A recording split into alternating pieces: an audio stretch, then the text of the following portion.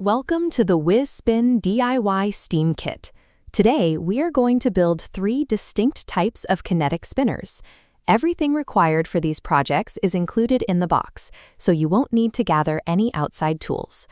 On the back panel, you'll find the full inventory: paper cutouts, chipboard bases, acrylic markers, glue, elastic thread, and wooden spinning tools.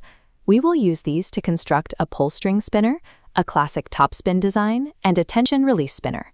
As we assemble these, you will see how coloring these patterns before assembly allows the finished spinners to create specific visual effects once they are in motion. Let's start with the double-layer paper spinner. For this first step, take 2 identical floral patterned paper cutouts. Use the acrylic markers to fully color the designs on both cutouts. Once you've finished coloring, apply glue to the blank, uncolored backs of the paper pieces. When pressing them together, ensure the colorful designs are facing outward on both sides, so the pattern is visible from every angle.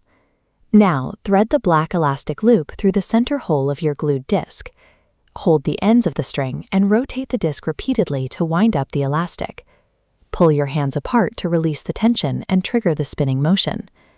As the stretched elastic unlines, it converts the stored potential energy into rotational kinetic energy, making the colors on the disc blend together. For our second project, the tabletop spinner, you will need a round paper cutout and a thick chipboard base. Color the mandala pattern entirely before moving on to the assembly. Apply a circle of glue directly onto the heavy chipboard base. Press the colored paper onto the chipboard, taking care to align the center holes perfectly. If these holes are even slightly off-center, the spinner will wobble and lose its balance when you try to use it. Insert the wooden spinning tool straight down through the aligned center holes. To use it, hold the wooden peg upright on a flat surface and flick it to start the spin. The heavy chipboard backing lowers the center of gravity and reduces friction at the contact point, allowing the spinner to rotate longer and more smoothly on the table. Our final project is the 3D tension spinner. Find the cutout that has 2 long handle-like extensions on the sides. After coloring it, fold the 2 side extensions upward and curve them inward so they meet directly over the center of the base. It is essential to overlap the holes on the ends of these extensions so they form a single path for the string and tool. Thread the black elastic horizontally through these overlapping top holes. To lock the structure in place, push the wooden spinning tool through the overlapping top holes and into the bottom base hole. Operate this by stretching the elastic outward on both sides to build tension. Release it to watch the 3D structure whirl around its center.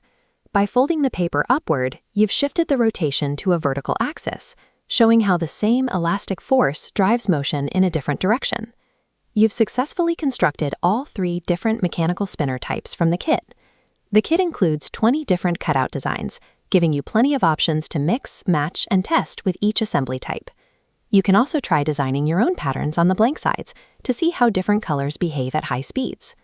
Now that you understand how these 3 mechanisms function, you can use the remaining materials to continue building and testing your own moving designs.